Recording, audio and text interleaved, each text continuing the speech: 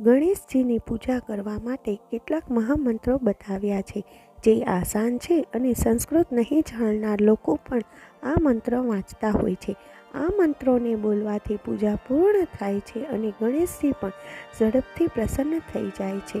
તો અર્થ સહિત જાણો ગણપતિના એવા જ ખાસ મંત્રો. વક્રતુંડ મહાકાય સૂર્યકોટિ સમપ્રભ નિર્વિઘ્ન કુરુ મે દેવ સર્વકાર્યેષુ સર્વદા.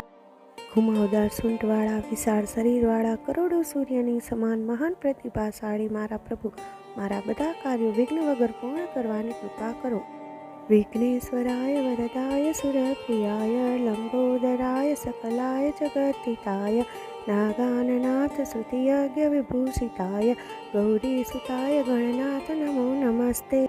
વિઘ્નેશ્વર વર આપનાર, દેવતાઓના પ્રિય, લંબોદર, કળાઓથી પરિપૂર્ણ, જગતનું હિત કરનાર, ગજની સમાન મુખવાળા અને વેદ તથા યજ્ઞથી વિભૂષિત પાર્વતી પુત્રને નમસ્કાર.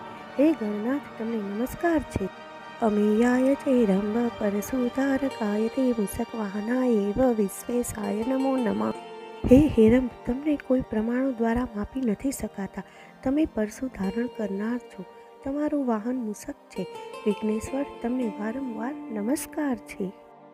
એકદંતાય શુદ્ધાય સુમુખાય નમો નમઃ.